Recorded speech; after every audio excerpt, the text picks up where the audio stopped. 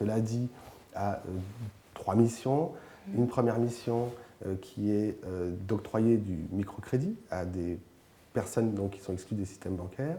Une deuxième mission qui est d'accompagner ces personnes à qui on a octroyé un microcrédit pour qu'elles puissent rendre pérenne leur activité. Donc on les forme, on les aide dans les premiers pas de la construction de leur entreprise.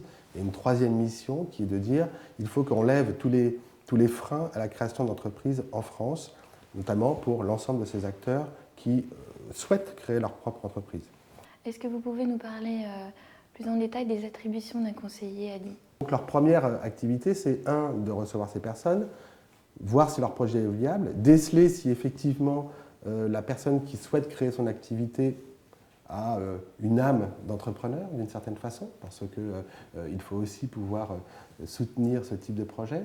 Et voilà, ça c'est le premier rôle du conseiller crédit. Et puis une fois que ce conseiller crédit a octroyé son crédit, a pu permettre au créateur de lancer son entreprise, nous proposons à ce créateur d'être suivi pendant 18 mois par des conseillers ou des responsables de l'accompagnement qui vont, pas à pas, sur différentes thématiques, l'aider à structurer son projet, l'aider à savoir bien faire ses comptes, l'aider à savoir faire de la communication de proximité pour que son projet soit viable, l'aider à